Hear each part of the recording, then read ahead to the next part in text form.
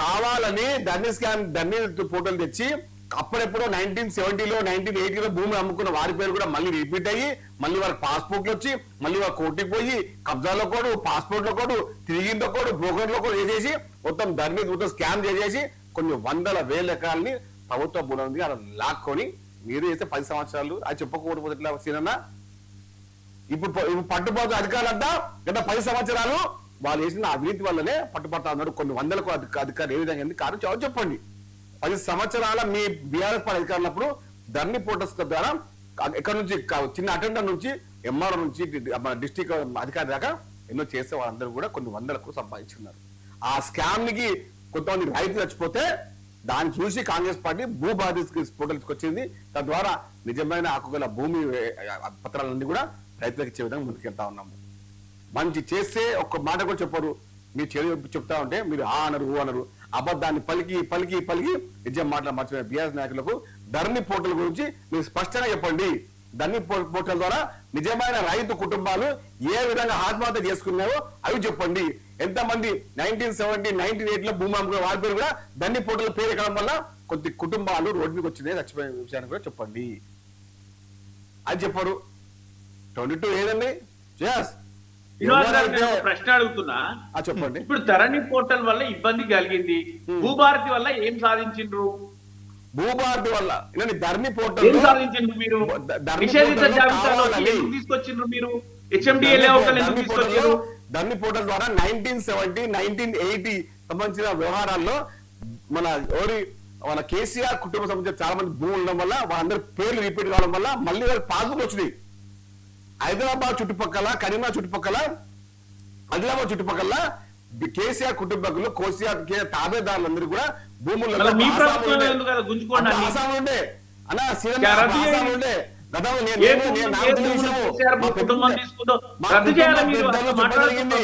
అప్పుడు వారి యొక్క సమక్షంలో దేశ్ముఖ్ అదే విధంగా అందరి పేర్లు ఇప్పుడు 19 మొన్న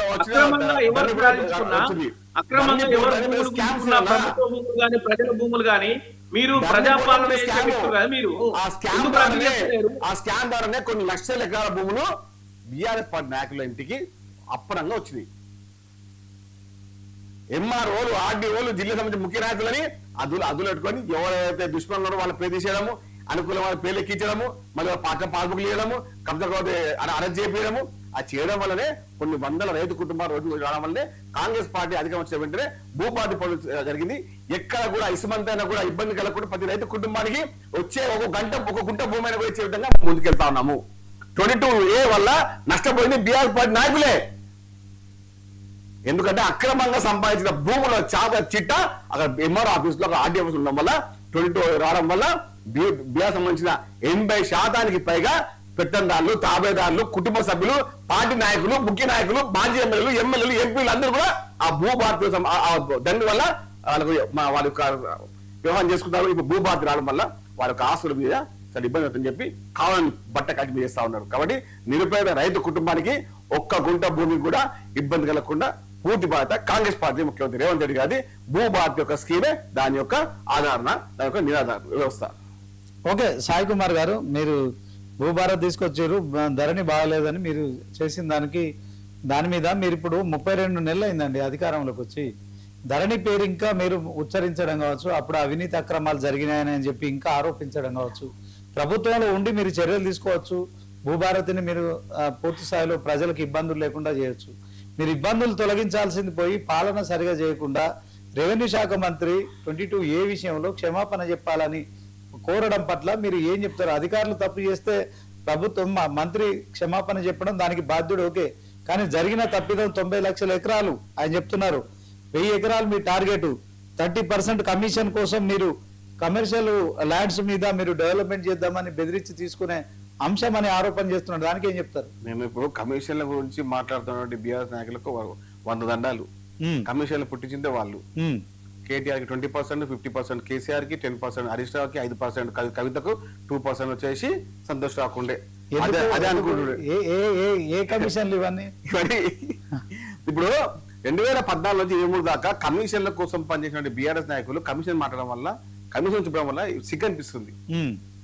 అంటే మీరు గత 10 సంవత్సరాల పరిపాలన ఇది పరిపాలన డిఫరెంట్ ఉంది సీనన్న. ఇక్కడ అధికారులని ఎందుకు ఏ విధంగా ఇప్పుడు దాదాపు 70 డిఫరెంట్ గానే ఉంది. కేసీఆర్ ఏమో ఒక్కడే నాయకుడు, అందులో ఆయన ఇట్లాంటి గీత దాటుడు లాంటి కార్యక్రమాలు ఏమి లేవు. వాళ్ళు మాట్లాడుతూ మీకు తెలియకపోవచ్చా? మీకు తెలుదా?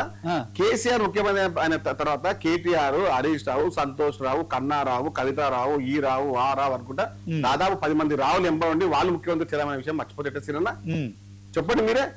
ముఖ్యమంత్రి గారు కేసీఆర్ అప్పుడు ఉన్నప్పుడు కవిత ముఖ్యమంత్రి క్యాండిడేటే, కవిత ముఖ్యమంత్రి బిడ్డే, ముఖ్యమంత్రి అల్లుడు, ముఖ్యమంత్రి చెల్లెలు కొడుకు, సడ్డకుని కొడుకు, చిన్నమ్మ కొడుకు, పాలోలు కొడుకు అంతా చేసి అది మర్చిపోతే శ్రీనివాస్ గారు. సో ఇదేం కొత్తది కాదు, గతంలో జరిగింది, ఇది కాంగ్రెస్ లో కూడా జరుగుతుంది అన్నట్టు సాయి కుమార్ గారు మీరు చెప్పిన వాడు చెప్తున్నా. మీరు మా కాంగ్రెస్ పార్టీలో ఇట్లా చెప్తున్నా గత 10 సంవత్సరాలు మీ యొక్క అధికారులు బీఆర్ పార్టీ అధికారులు ఉన్నప్పుడు బీఆర్ పార్టీలో హరీష్ రావు ఒక పవర్ పాయింట్ ఉండే, కేటీఆర్ ఒక పవర్ సెంటర్ పనిచేసిండు, కవిత పవర్ సెంటర్ పనిచేసింది, సంతోష్ ఈక్వల్ సీఎం గా పనిచేసినాడు, కన్నారావు పనిచేసినాడు. వీళ్ళందరూ ఒక 5-6 నుంచి 6 మంది మొత్తం వినోద్గా పనిచేసినాడు. ఈ 5-6 మంది కూర్చొని చెప్పండి మీరు 10 సంవత్సరాలు అది ఏం మాట కాదు. మాదే పవర్ ఒక్కటే పవర్ రేవంత్ రెడ్డి గారు, ఇంకే పవర్ కాదు. ఓకే, మీ పవర్ సెంటర్ కి ఇప్పుడు లీకులు జరుగుతున్నాయి, పవర్ సెంటర్ ను పవర్ తీసే కార్యక్రమం జరుగుతుంది. రాజగోపాల్ రెడ్డి, చిన్నారెడ్డి, శ్రీనివాస్ రెడ్డి, రేవంత్ రెడ్డి గారు పవర్ పంపోజ్ అన్న, పవర్ పంపోజ్ ఆ పవర్ ఎప్పుడు తగ్గదు. తీసినా పట్టినా తీసినా కూడా ముట్టుకుంటే అంటుకుంటారు, మారి మక్ష బొగ్గ అయిపోతారు. అలాంటి పవర్ పంపోజ్ ఎన్నిమల రేవంత్ రెడ్డి గారు. ఎవరో ఊహించిన మాత్రాన సాయి కుమార్ గారు మీరు కూడా కళ, సాయి కుమార్ గారు మీరు టీఆర్ఎస్ బీజేపీ నాయకుల కళ అది. ఓకే, సాయి కుమార్ గారు మీరు ఒక కార్పొరేషన్ చైర్మన్ గా ఉన్నారు, ప్రభుత్వంలో ఉన్నారు. సో మీరు ప్రభుత్వాన్ని సమర్థించాలి. విమర్శించే విమర్శలపై సరే బీఆర్ఎస్ బీజేపీ కామన్ గా మీరు విమర్శించడం కామన్. ఏంటి మీరు ఇచ్చిన హామీల విషయంలో ప్రతిపక్షాలుగా వాళ్ళు అడగడం తప్పలేదు. కానీ మీ పార్టీ వాళ్ళే ఒక ఆయన ముఖ్యమంత్రి టికెట్ అమ్ముకున్నాడని, దానికోసం డబ్బులు తీసుకున్నాడని ఒక ఆయన పెద్ద మనిషి అంటాడు, ఇంకో పెద్ద మనిషి ఏమో లక్షల కోట్లు సంపాదించుకున్నారని ఒక ఎమ్మెల్యే స్థాయిలో ఉండి ఒక కాంగ్రెస్ లో సీనియర్ గా ఉన్న ఎమ్మెల్యే, అదే వీళ్ళందరూ మాట్లాడుతుంటే పవర్ సెంటర్ గా ఉన్న రేవంత్ రెడ్డి పవర్ తీసే కార్యక్రమం జరుగుతుందా? ఆయనకు కాంగ్రెస్ లో ఏం జరుగుతుంది చెప్పండి. మీరు చెప్పిన మాట చిన్నారెడ్డి గారి పైన మాట్లాడినందుకు ఆల్రెడీ పార్టీ కమిషన్ సంఘం చైర్మన్ పెద్దలు మల్లారెడ్డి గారు వివరణ కొన్ని జరిగింది, నోటీస్ జరిగింది. అదే విధంగా ఎవరెవరైతే పార్టీ వ్యతిరేకంగా మాట్లాడిన కొండ సురేఖ వారి కుటుంబం గారికి కూడా ప్రత్యక్షం నోటీస్ జరిగింది. అంతర్గత విషయం రాజీనామా చేస్తారా మీ ఇష్టం. నేను ఒక విషయం అడుగుతున్నా, ఈ 90 లక్షల ఎకరాల విషయంలో ఏం చెప్తారు చెప్పండి. 90 లక్షల ఎకరాల విషయంలో స్పష్టంగా నిరుపేద రైతు కుటుంబాలకు ఒక ఇసుమంతైన భూమి కూడా, ఒక గుంట కూడా ఇబ్బంది కలగకుండా, ధరణ లోపాలను మళ్ళీ రాకుండా భూభారత స్పష్టంగా ఎక్కడెక్కడైతే నిరుపేద కుటుంబాల రైతు నిజమైన యజమానులు వాళ్ళందరికీ కబ్జానిచ్చి కాగితం చేతిలో పెట్టి వాళ్ళందరికీ ఇచ్చే విధంగా ముందుకెళ్తుంది. కొన్ని ఇబ్బందులు అయినా కూడా ఎవరు కూడా ఒక మంత్రి వచ్చి బాటంగా చెప్పడం జరిగింది. అది మా నిజాయితీ. అంటే మీరు ఒప్పుకోరా సాయి కుమార్ గారు? ఇప్పుడు వీళ్ళు చేస్తున్న ఈ పేపర్ లీకులు కావచ్చు, అంటే పేపర్ లీకులు మీన్స్ ఏంటంటే బీఆర్ఎస్ అండి, మాకు కాదు. నేను అనేది ఈ అవినీతి జరుగుతుందనే లీకులు ఇస్తున్న ఎప్పుడు పడతారు వాళ్ళందరూ కొంతమంది వారి నోరుందిగా మాట్లాడుతా ఉన్నారు. అది ఎవరినా గానీ మా స్వపక్షమా విపక్షమా అని కాదు, నిజాలు స్పష్టంగా మీ ముందు కనపడతాయి. అవి నిజాలేనా? వినండి, నిజాలు ఎట్లా ఈ విధంగా ముందుకెళ్తున్నాం. ఎన్ని అప్పులున్నా 8 లక్షల కోట్ల రూపాయల అప్పులున్నా కూడా స్పష్టంగా ముందుకెళ్తా ఉన్నాము. అది రాకేష్ రెడ్డి